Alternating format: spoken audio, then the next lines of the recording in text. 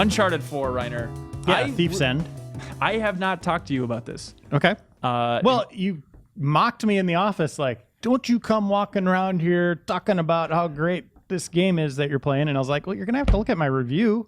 You have to talk to me maybe about the won't have to. podcast. I haven't seen your review. I don't know how this thing's going to end up. But Joe was commenting on the fact that when you are reviewing a good game or like a high profile game, you do like to wander around the office and you do a lot of like, oh man, you would not believe it. I just turned into Kramer from Seinfeld. It's true. That's exactly what it's like. Except with more finger snaps. Looking for bread. And just wait for people to go like, please tell us, Lord Reiner, tell us about this game. No. So now is your chance, Lord Reiner. Tell us about this game. So Uncharted 4: A Thief's End is the last Naughty Dog developed Uncharted game. The final adventure for Very Nathan Drake. curious about They've been that part. very upfront about that the whole time. Uh-huh.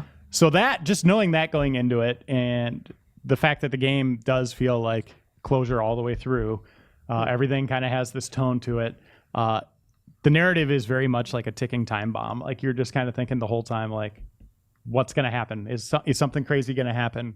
When is the twist coming? You know, what's the big thing that's going to happen? And that just adds an immediate sense of tension to this whole narrative, which already is just kind of crazy on its own. I never thought about that, but I am excited about that because it's always a bummer to watch a show and be like, well, they're not going to do anything interesting with these characters because they just have to keep this going forever. But when you know, like, it's the last season, basically it's like last season of Game of Thrones, even more so than now, everything's game on. It's going to get insane. And it has that tension of anything could happen. And I was like, well, you know, you got Indiana Jones out there running around at 73 years old, you know, finding crystal skulls and crazy MacGuffins that don't make any sense. It's nice to see a developer go, you know, it's time. We've spent a lot of time with this character. We've done a lot of stuff, you know, with him and found all these things.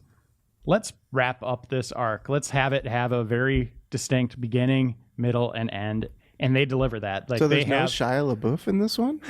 There isn't. There is it has a nice arc to it from start to finish. Obviously, some of the stuff doesn't, you know, like the treasure hunt doesn't connect in any way. You know, he's going after Captain Avery's treasure this time. Yeah, it's not Sir Francis Drake, you know, stuff like that. This is a very new hunt for him. It has, you know, starts in Uncharted 4, it ends in Uncharted 4. Anatolia, what's the crazy city called?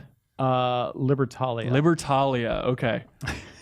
Do you feel like you get a sense that Nate has aged quite a bit? Like, does he ever like say I'm getting too old for this, or just like kind of like? Please tell me he does. Yeah, I mean, just a sense that like, oh, I'm not as good at this as I used to be. Like, you see that he has transitioned from being kind of this crazy, out of control treasure hunter to being a loving husband and wanting to adapt to this different life for his wife, Elena. Who's a journalist, photojournalist, all that still. But, you know, that famous painting you saw in the trailers that they switched, that was from Assassin's Creed. Right. There's a moment where he's staring at that and he just kind of zones out and he's lost. And Elena's trying to talk to him and he's very much still in that world. This still feels a lot like Uncharted 3 for me. You know, talking about the closure of Uncharted 4, it feels like also they were going for closure with Uncharted 3 and wrapping up that story and the tension between Elena wanting to stay at home, yada, yada, yada. And like, oh, is this marriage going to work out? It doesn't feel like a retread of those similar themes. No, not at all. And the big thing, the big hook is Sam, his brother, who you believe is dead, is back. Well, you don't believe. I've always believed that. He's back and you need to help him, like, and you need to. He needs a murderer. Oh man, there's so much murder in this game. But Nathan needs to help him, and that means betraying this whole new life that he has to go out and help Sam. I don't want to give away too much. Yeah, no, that's just kind of the general build up. I want to know how Sam is as a character. Sam's great. Twisted, weird. So Nolan North again is Nathan Drake, and then Troy Baker, the great Troy Baker, is Sam Drake, and. Wow, they both do a great job. The chemistry they have is fantastic. What if they did? It is such a great script. It's just assumed they're going to do a good job. Yeah, this is like Pacino and De Niro, you know, doing. I mean, I don't know how much you hang on them or how much is like Naughty Dog and the writers Josh and Neil, but it is just a fun script. It has a lot of heart, just a ton of emotion to it. Very much a blending and amalgamation of Uncharted and The Last of Us in terms of the emotional resonance it has and the moments you have in the world with the character where you're trying to figure things out and have an understanding, and just those little breaks from the action where they're just kind of talking and you're getting to know them a little better. And then just in gameplay too, much like Ellie from Last of Us, Sam is out there helping you do things like he can grab onto enemies. You go up and punch him, or if he's holding them, you can shoot him in the heart. Just put him down right there, and he's like, whoa, How's the gunplay in general? Because I remember that's always been a critique of the Uncharted series. And on the that's Uncharted, my least favorite, or probably second least. There we favorite. go. I remember like on the cover story trip asking like the lead gameplay designer, like, what are you guys doing to address gunplay issues? And he's like, well, it's the same gunplay you've always loved from the Uncharted series. And it's Right. like, okay, that's not making me feel any better. So Not it that is it's terrible, but it's more pop and shoot. They've added more in the kind of combat arenas. It's not just like wooden crates set up everywhere. There's more verticality to it. So there'll be like cliffs you could scale, ropes you could swing, drop down on enemies. So there's more variety in your actions within the combat. But the core gunplay is very much the same, where it's you got your two weapons, pop and shoot. It still feels a little loose in my opinion. I know you can kind of adjust that if you want. Headshots, still you need a couple of them to take a guy down. No, headshots usually drop them. It depends on if a heavy's coming in with a helmet and you got to knock the helmet off, and then you can. If they have like red bandanas on where it's just like hit zone, and you shoot them there, and then you put them down. But it's feels more like Uncharted, and that's my kind of the one big complaint I have, and it's not really a complaint, is this feels like the fourth time through Uncharted, like in terms of the platforming, Nathan leaping and then he lands on a rickety bridge. Yeah, and then it breaks. You're like, the first time in Uncharted, you're like, whoa, that bridge broke. What do I got to do? I got to hit the button to hang on. And now you're just like, yeah, okay. And it doesn't I have. saw that coming. Yeah, and I mean, the world is made of balsa wood and paper mache, right?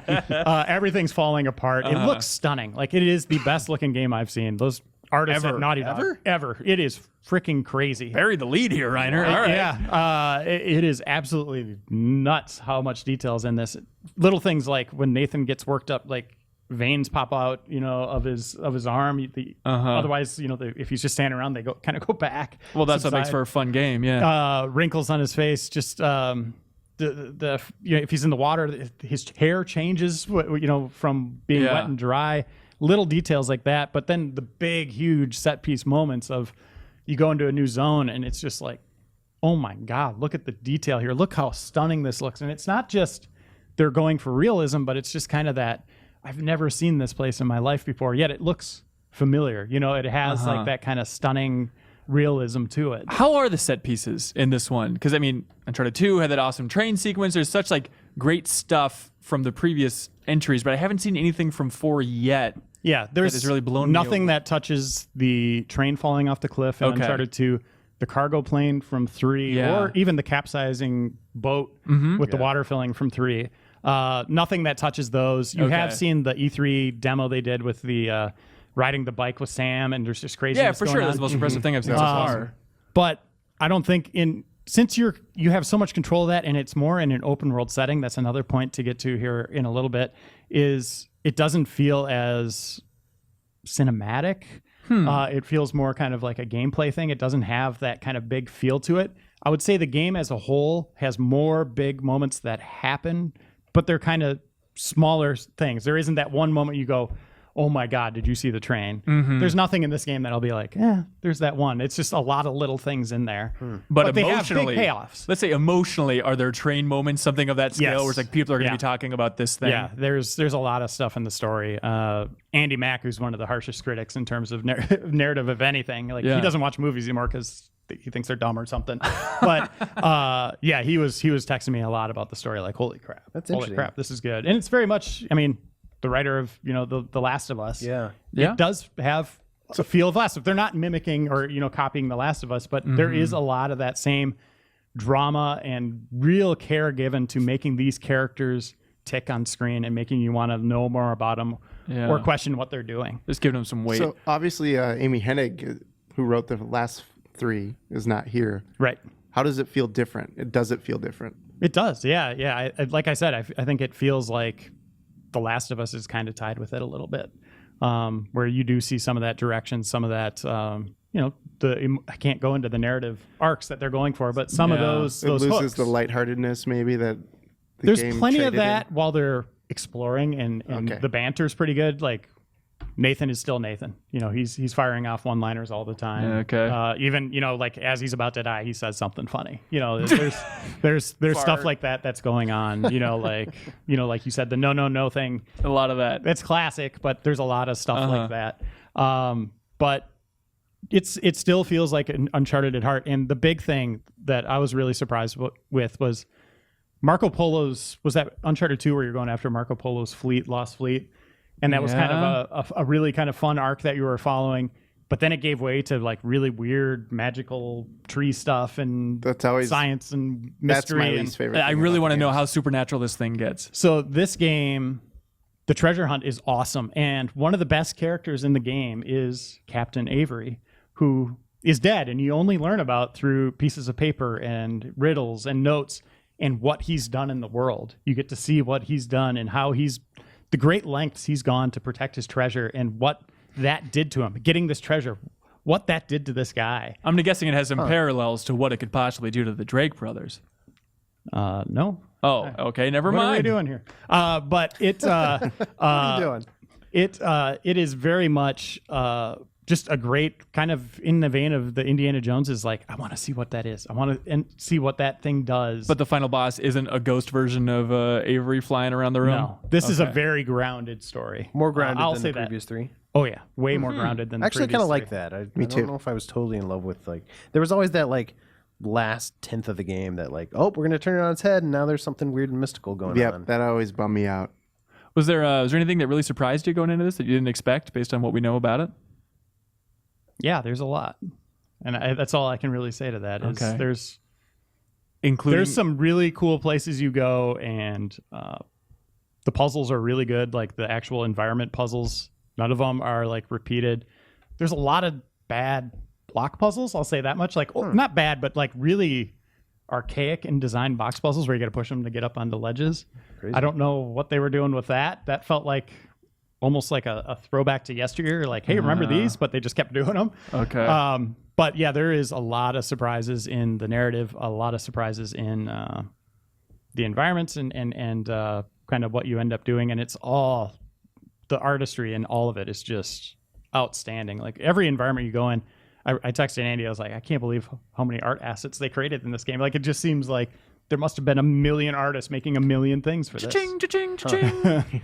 Yeah, it's crazy. I don't even know how much this game cost. If there's a chance it could be profitable, it's just a gargantuan effort by Naughty Dog, and they pulled it off. I think it's the best Uncharted yet. Oh, wow. Okay. I was gonna ask you, yeah. The narrative really sells it, but that place in time, like when Uncharted 2 came out and things were blowing up for the first time, and you're like, this is crazy.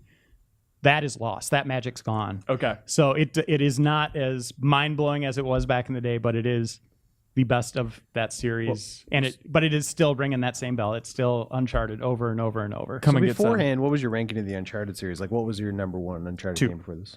So in 2, 3, 1. Hands down. 2, yeah, probably 2, 3, 1. 2, 3, Golden Abyss 1. 1 and 3, I had some issues with, but Okay. yeah, 2 I just thought was just from start to finish. Starting with that train, I was like, wow, this game is ridiculously good. Yeah. So please compare the emotional weight and the emotional gravitas in the campaign versus. Please tell me the dumbest thing that you saw happen in the multiplayer mode.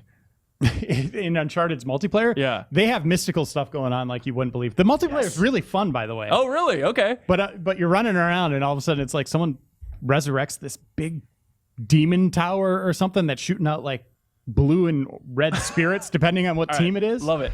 And they're just like seeking out enemies and killing them, like picking away at their health. And I'm like, that's weird. And then there's like another woman darting around that's like on fire. Like she's like a speedy Flash with fire. Okay. And then I saw a gif of like Nathan Drake like making it rain with a bunch of dollar bills Yeah, and that's stuff. probably a GIF, yeah. But there's unlockable. There's a lot of unlockables. So there's good loops in the leveling and the rewards that you get that you go into a shop, buy a pack, basically a pack of cards, and you get different stuff. So my Nathan's wearing like 90s Ray-Bans. He just looks like a complete douchebag. My Nathan TM. He looks like a Far Cry protagonist. Yeah, he just looks terrible. But so that's kind of fun. The core combat is using the same mechanics from single player. So Can that you swing cool around a grapple, lot? yeah. Oh, that sounds great. It was funny. I was in an environment or in a multiplayer match, and I'm on the rope. I'm like, cool, there's a guy down there. I'm going to smash him. I smashed down his head, and it was, I don't want to give out the name, but it was Dan Reichert. So I immediately took out my cell phone. I was like, hey, Dan, how you doing? He's like, nope, don't see you here. So do you think it's going to have a similar impact of like Last of Us in terms of multiplayer mode, where everybody's obsessed with the campaign and the story, but then every once in a while people are like, by the way, that multiplayer mode's super fun. People don't talk about it enough. Yeah, the Uncharted 2 and 3, I think. Is that games, fan base, yeah? They had a pretty big fan base, and I would say this is a pretty nice little evolution from those games I played. So single player is where you want to start and hang your hat. Like, that is amazing. Whereas Call of Duty is kind of the other way, right? Like, a lot of people play multiplayer first and then go play the single player first, and then yeah, I mean, multiplayer is not a bad avenue of play. Like, you have it, check it out. You might really dig it. You've been describing a 10 out of 10 game. A 9.5 out of 10. Okay. Was there anything that held you back? Yeah, I think just like I said, the magic of most of the gameplay of the platforming and the gunplay just not kind of feeling like the fourth time through. Okay. Yeah, I think that really kind of hurts it a little bit. And they didn't find new ways to really kind of elevate that to those same levels. But again, it's fun. It's really fun, and they did a really good job with it, and it's beautiful, and it's all interesting. But yeah, it's not quite where Uncharted 2 was when that was a 10 game. But 9.5, I mean, dear God, please. If you want to play it, it's my favorite game of the year. Like, Yeah. Naughty Dog knocked it out of the park.